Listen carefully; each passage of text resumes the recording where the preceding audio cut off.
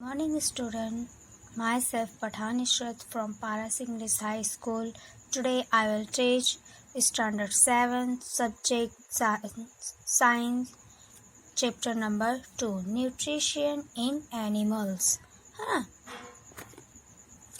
Nutrition in animals. इसके पहले हमने जो फर्स्ट चैप्टर था उसमें हमने देखा था न्यूट्रिशन इन प्लांट, है ना। अब जो प्लांट है वो अपना कहते हैं खाना खुद बनाता है फोटोसिंथेसिस के थ्रू, लेकिन एनिमल्स जो है वो डायरेक्टली इनडायरेक्टली दोनों तरीक़ों से क्या होता है कि प्लांट के ऊपर निर्भर होते। तो आइए हम रीड करेंगे फिर समझेंगे। Okay, you have learn in chapter number 1 that plants can prepare their own food by the process of photosynthesis, but animals cannot. Animals get their food from plants either directly by eating plants or indirectly by eating animals that eat plants, है ना। देखो मैंने बताया ना कि जो हमने इसके पहले फर्स्ट चैप्टर में क्या पढ़ा था कि प्लांट्स के बारे में पढ़ा था, है ना, कि जो प्लांट्स है वो अपना खाना खुद बनाता है, प्रिपेयर ऑन देयर फूड, खुद अपना खाना बनाता है by the process of photosynthesis. Synthesis जो प्रोसेस है फोटोसिंथेसिस, उसके ज़रिए जो है प्लांट अपना खाना खुद बनाता है। बट लेकिन एनिमल ऐसा नहीं कर सकता, बिकॉज एनिमल्स जो है वो फोटोसिंथेसिस नहीं कर सकता, है ना। अब animals gate their food from plants. Animals जो है उन्हें जो है प्लांट्स के यानी कि प्लांट्स के जरिए यानी कि जो उनका जो फूड है वो यानी वो भी डायरेक्ट और इनडायरेक्टली दोनों तरीक़ों से जो है वो प्लांट ही खाते, लेकिन either directly by eating plants और indirectly by eating animal that eat plants, है ना। देखो अब यहाँ क्या कहा गया है कि आइदर डायरेक्टली, कभी कभी ऐसा होता है कि जो एनिमल्स हैं कुछ एनिमल्स डायरेक्ट प्लांट्स खाते हैं ना, डायरेक्ट प्लांट्स खाते हैं, जैसे कि डियर है और हॉर्सेस हैं और जिराफ है।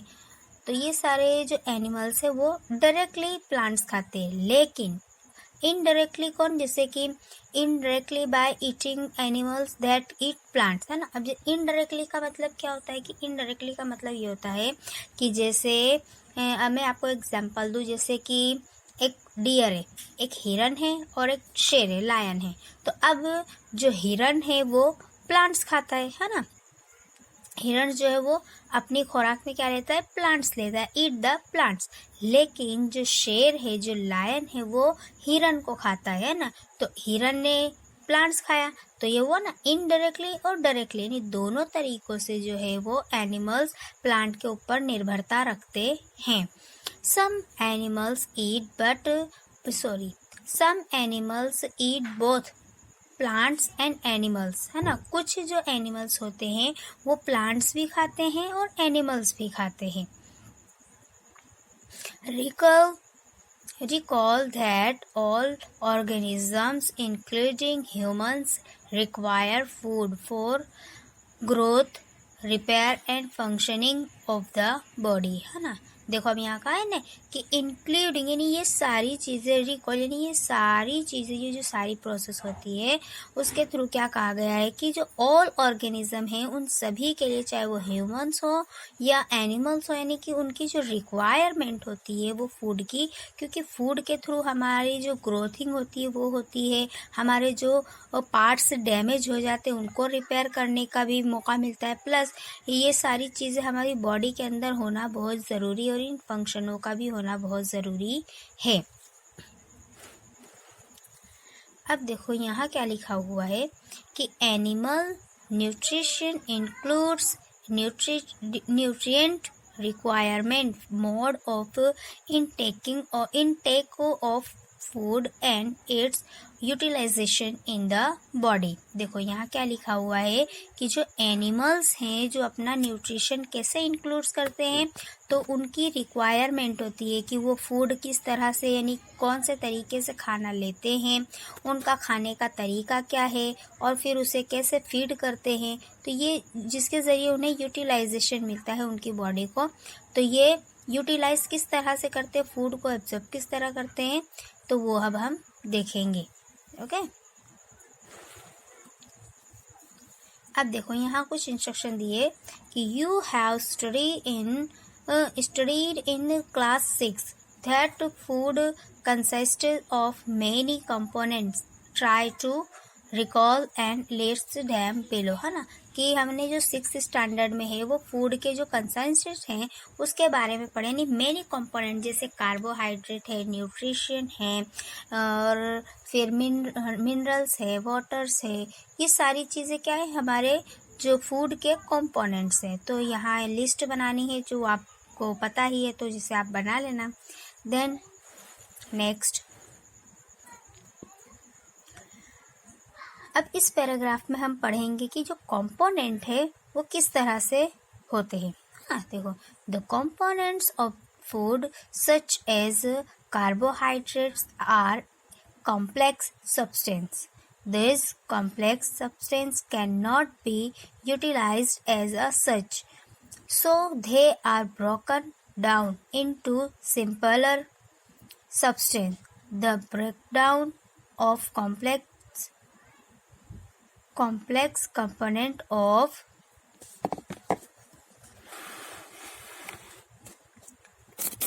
food into simpler substance is called digestion, है ना। देखो अब हम समझेंगे कि यहाँ क्या बात कही गई है कि जो कंपोनेंट्स है हमारे फूड के अंदर, जो फूड के हमको, जिससे सबसे पहला हमारा कंपोनेंट क्या है, कार्बोहाइड्रेट्स। तो कार्बोहाइड्रेट्स क्या है कि कॉम्प्लेक्स सब्सटेंस है ना, कॉम्प्लेक्स सब्सटेंस है, यानी कि जो हम फूड, जो हम खाना खाते हैं वो डायरेक्ट जैसे कार्बोहाइड्रेट जो है वो डायरेक्ट हजम नहीं होता है, लेकिन जो सिंपल, यानी कि देखो ये लिखा है ना, this complex substance can not be utilised as a such, है ना, कि जो कॉम्प्लेक्स सब्सटेंस है वो जल्दी यूटिलाइज नहीं होता है। So they are broken down into simpler substance, लेकिन उन्हें जो है वो टुकड़ों के जरिए, यानी ब्रोकन, टुकड़ों के जरिए ब्रोक डाउन किया जाता है और वो सिंपल सब्सटेंस में होता है। तो the break down of complex component of food into simpler substance is called digestion. अब जो फूड है वो सिंपलर सब्सटेंस के अंदर जाता है और उसके टुकड़े होते हैं, जिसकी वजह से वो डाइजेशन सिस्टम में मदद करता है, खाने को हजम करने में मदद करता है। देखो अब यहाँ देखो, आपको देख रहे हैं ना कि कॉम्प्लेक्स सब्सटेंस यानी एक साथ जो जुड़ा होता है, लेकिन सिंपलर सब्सटेंस में क्या होता है कि इनको टुकड़े कर दिए जाते हैं, जिसकी वजह से जो खाना है हजम होने में जो है आसानी होती है। नेक्स्ट पॉइंट है 2.1, different ways of taking food, यानी कि अलग अलग तरीके। नेक्स्ट पॉइंट है different way to taking food, है ना, कि अलग अलग तरीकों ने डिफरेंट अलग अलग तरीकों से जो है वो फूड को कैसे अलग अलग रास्तों के ज़रिए कैसे खाया जाता है, कैसे लिया जाता है। तो अब हम पहले ये पैराग्राफ रीड करेंगे, फिर समझेंगे। The mode of taking food into the body varies in different organisms, है ना। अब जो हमारी बॉडी है वो अलग अलग तरीकों से फूड को एब्जॉर्ब करती है, अलग अलग तरीकों से, हाँ, कि डिफरेंट ऑर्गेनिज्म यानी अलग अलग तरीकों से जो है वो फूड अपने अंदर अलग अलग तरीकों से लेते हैं। जैसे अब बीज, जो मक्खियाँ होती हैं, बीज and humming birds suck the nectar of plants. अब जो बीज होती हैं वो मक्खियाँ होती हैं वो, और हमिंग बर्ड्स, तो वो क्या करती हैं कि जो नेक्टर्स अपने जो, यानी कि उनके आगे ना जो नेक्टर्स होते हैं उसके थ्रू क्या करती हैं वो लोग प्लांट्स के अंदर से अपने जो, यानी कि फूलों का रस है उसे चूसती हैं, है ना। तो ये उनकी खुराक है कि वो अपने, यानी कि उनका खाने का जो तरीका है वो अलग है, वो डायरेक्ट नहीं खाते हैं, नहीं, है ना, वो प्लांट्स, उनकी जो फूड है वो प्लांट्स हैं। फिर infants of human and many other animal feed on mother's milk. अब कुछ जो है, जैसे कि जो छोटे बच्चे होते हैं जानवर के होते हैं, एनिमल्स के, तो वो कैसे मदर मिल्क, यानी कि जो अपनी माँ का दूध पीते हैं, है ना। फिर अब स्नैक की बारी आएगी, like Snakes like the python swallow the animals they prey upon। अब जो पाइथन है, जो स्नैक है, वो क्या करता है कि जो उसका जो खाना होता है वो पूरा पहले निगल लेता है पकड़कर, है ना।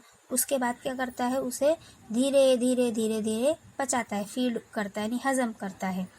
फिर some aquatic animals filter tiny food particles floating nearby and feed upon them। अब कुछ एनिमल्स क्या होते हैं, जिसे कुछ एनिमल्स कैसे होते हैं कि जो पानी के ऊपर फ्लोटिंग करता हुआ रहता है, जो फिल्टर यानी पानी के ऊपर जो फ्लोटिंग करता हुआ जो रहता है फूड, उसको क्या करते हैं वो लोग खाते हैं। अब फिश है या डक है, ये सब एनिमल्स कैसे कि जो पानी के ऊपर फिल्टर कर फिर यानी कि ऊपर दिखाई देते हैं, उन चीज़ों को खाते हैं। अब देखो यहाँ एक्टिविटी दी हुई है 2.1। इसके अंदर देखो डिफरेंट टाइप ऑफ फूड भी है और डिफरेंट टाइप ऑफ यानी कि मोड, यानी किस तरह से वो अलग अलग तरीक़ों से खाते हैं, कि कौन से जानवर किस तरह से खाता है और किस तरह से हजम करता है, डाइजेशन करता है। तो हम यहाँ देखेंगे what is the type of. अब देखो हमारी जो एक्टिविटी है 2.1, इसमें हम देखते हैं what is the type of food and mode of feeding of the following animals, है ना। कि अब जो एनिमल्स है वो किस तरह से कौन कौन से टाइप के फूड खाते हैं और किस तरह से खाते हैं और उसे किस तरह उनका डाइजेशन सिस्टम चलता है। Write down your observation in the given table. अब देखो ये टेबल दिया हुआ है, एक तरफ दिया हुआ है एनिमल्स के नेम और फिर काइंड ऑफ फूड यानी कि वो क्या कौन सा खाना खाते हैं, प्लस मोड ऑफ फीडिंग यानी और किस तरह से उसे हजम करते हैं ना। तो you may find the list of modes of feeding given below the table helpful, है ना। तो हम यहाँ देखेंगे table 2.1 various modes of feeding, है ना। तो अब देखो अब ये टेबल दिया हुआ है, यहाँ एनिमल्स के नेम दिए हैं, snail, ant, eagle, humming bird, lice, mosquito, butterfly and house fly. अब उसके ये टेबल के नीचे देखो यहाँ इंस्ट्रक्शन दी है कि कौन से एनिमल्स किस तरह से अपना जो खाना है वो खाते हैं, है ना। तो सबसे पहले स्नेल कैसे खाता है, तो स्क्रैपिंग के थ्रू खाता है ना। और उसका खाना क्या होता है, यानी कि पत्ते हैं, ग्रीन लीव्स हैं, ये सब चीज़, है ना। तो मोड ऑफ फीडिंग यानी स्क्रैपिंग यहाँ आएगा। फिर आंट, जो चूटियाँ होती हैं वो चेविंग करती है, यानी कि जैसे कहीं आटा गिरा हो या चीनी गिरी हो तो वो लोग कैसे कि अपने साथ पहले ले जाती हैं, फिर धीरे धीरे उसे चेविंग करके खाती है ना। तो मोड ऑफ फीडिंग यानी कि उनका जो खाना है वो अनाज है। अब ईगल क्या है, तो वो एक बर्ड है ना, हंटर बर्ड है। तो वो अपना खाना कैसे खाता है कि शिफोनिंग, है ना, शिफोनिंग के थ्रू खाता है। यानी कि कैसा होता है कि जैसे कि अब ईगल आसमान में उड़ता हुआ रहता है, अब डिज़र्ट है या वो कोई भी नीचे जैसे कि अब नदी है या तालाब है, उसमें फ़िश ऊपर आती है तो उसे देखता है तो तुरंत यानी कि झपट्टा मारता है और खाता है। तो इसने यानी ईगल का जो काइंड ऑफ फूड क्या है कि छोटे छोटे इंसेक्ट्स हैं, कीड़े हैं। और मोड ऑफ फीड यानी कि वो स्पैनिंग और कटिंग यानी कैप्चरिंग करके खाता है, यानी झपट्टा मार के खा लेता है। अब हमिंग बर्ड जो है वो क्या करती है, वो भी स्वेलिंग यानी कि इस तरह से खाती है। अब जो लाइज है, लाइज यानी जू, है ना। तो जू का जो क्या है काइंड ऑफ फूड क्या है, ब्लड है। और उसका मोड ऑफ क्या है, सकिंग यानी कि वो चूसते हैं, है ना, ब्लड को चूसते हैं। अब मॉस्किटोज का भी जो काइंड ऑफ फूड है वो क्या है, ब्लड है और वो भी ब्लड को चूसते हैं यानी कि सकिंग करके खाते हैं। अब बटरफ्लाई है और हाउस फ्लाई। तो इधर देखो बटरफ्लाई जो है वो फूलों के ऊपर बैठती है, लेकिन वो फूलों के रस के अंदर किस तरह से, जैसे आपने बटरफ्लाई देखा होगा तो बटरफ्लाई के सर पे जो डंक होते हैं वो कैसे मुड़े हुए होते हैं, रोल किए होते हैं, जिसकी वजह से जो बटरफ्लाई है वो फूलों के ऊपर बैठती है और उसके अंदर स्टकिंग करती है ना, स्टकिंग करती है और फिर अपना जो है वो फिर इन्हीं की खाना लेती है और उसका यानी फूलों का रस, इनका काइंड ऑफ फूड क्या है, बटरफ्लाई का फूलों का रस, और फीडिंग ऑफ तो सकिंग, स्पॉनिंग, है ना। और हाउस फ्लाई, अब ये मक्खियाँ हैं, मक्खियाँ कैसे हैं कि अच्छी जगह पर भी बैठती हैं, साफ जगह पर भी बैठती हैं और गंदी जगह पर भी बैठती हैं, यानी कि इनको जहाँ मिलता है खाना ये वहाँ चली जाती हैं, इसे सकिंग, है ना। तो ये था हमारा टेबल जो हमने फॉलो किया और इसकी डिस्क्राइबिंग ली और उसके बारे में जाना कि कौन कौन से एनिमल कौन कौन सा फूड खाते हैं और किस तरह उसे हजम करते हैं, है ना।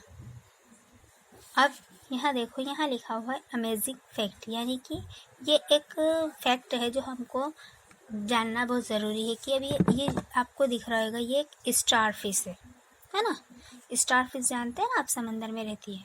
तो इसके अंदर क्या होता है कि ये एक ऐसा एनिमल है जो अपने सेल्स के थ्रू अपने कार्बोहाइड्रेट को वो करता है, जमा करता है, क्योंकि कार्बोहाइड्रेट के अंदर क्या होता है, कैल्शियम कार्बोनेट, है ना। देखो यहाँ लिखा है ना, star fish feeds on animals covered by hard shells of calcium carbonate. अब स्टार फिश के अंदर जो है वो एक कैल्शियम कार्बोनेट नाम का सेल होता है, जैसे देखो ये आप देख रहे हैं लाइक फिंगर, ये दिख रहा है ना, तो इसके जैसा होता है। लेकिन इसके अंदर क्या होता है कि स्टार फिश के अंदर जो है वो यहाँ सेंटर में स्टार का जो फिश का है वो मुंह होता है, जिसकी वजह से वो कैल्शियम कार्बोनेट के थ्रू यानी कि धीरे धीरे उनके खाने पचता है, वो एक साथ खा लेता है, फिर उसका जो स्टमक है, जो पेट है वो फूल जाता है और फिर धीरे धीरे करके उसका जो खाना है वो हजम होता है। देखो यहाँ लिखा है ना, after opening the shell the star fish pops out its stomach through its mouth to eat the soft animals inside the shell. The stomach then goes back into the body and the food is slowly digested, है ना। मैंने बताया ना कि जो star fish है वो एक साथ अपना खाना जो है वो जल्दी से जमा करके इस तरह मुंह खोल कर खा लेता है और फिर धीरे धीरे माउथ के अंदर एक साथ खा लेता है, फिर धीरे धीरे सॉफ्ट एनिमल, यानी कि ये एक ऐसा एनिमल है जो इसके पेट में सारा जो खाना है वो जमा हो जाता है और उसका जो पेट है वो ऊंचा हो जाता है, स्टमक आज बैक यानी कि ऊंचा हो जाता है, और फिर जैसे जैसे उसका खाना यानी स्लोली उसका खाना जो है वो बॉडी के अंदर पचता है यानी डाइजेस्ट होता है और फिर उसका पेट वैसे ही बैठ जाता है ना। तो ये था अमेजिंग फैक्ट जिसके बारे में हमने थोड़ी सी डिस्कस की। अब हम आगे चलते हैं।